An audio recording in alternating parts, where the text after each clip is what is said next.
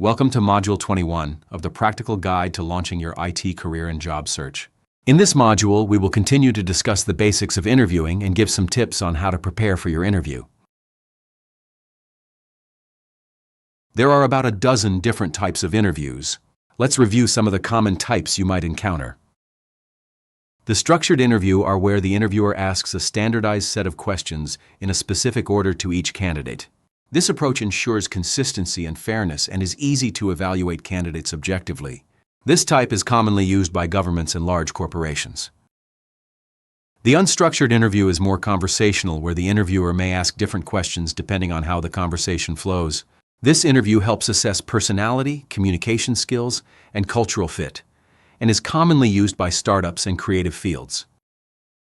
The behavioral interview focuses on past behavior as an indicator of future performance and uses the STAR method: situation, task, action, result. This type of interview evaluates problem-solving, teamwork, and leadership. For example, a question like, "Tell me about a time you faced a conflict at work," may be asked. The situational interview asks how the applicant would handle hypothetical scenarios.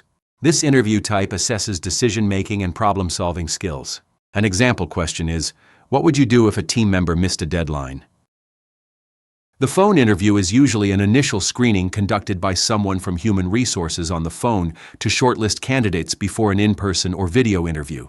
Here's a tip: be concise, speak clearly, and have your resume handy.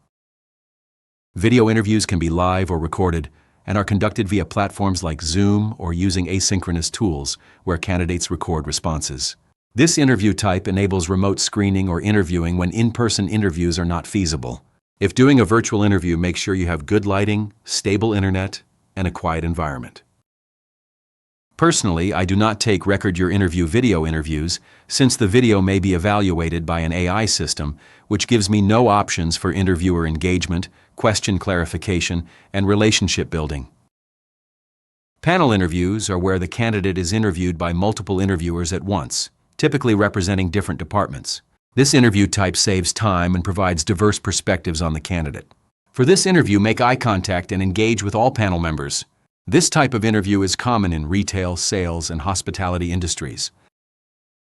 Other types of interviews that you might encounter are technical interviews to assess your technical skills, case interviews to assess analytical, business, and communication skills, and stress interviews.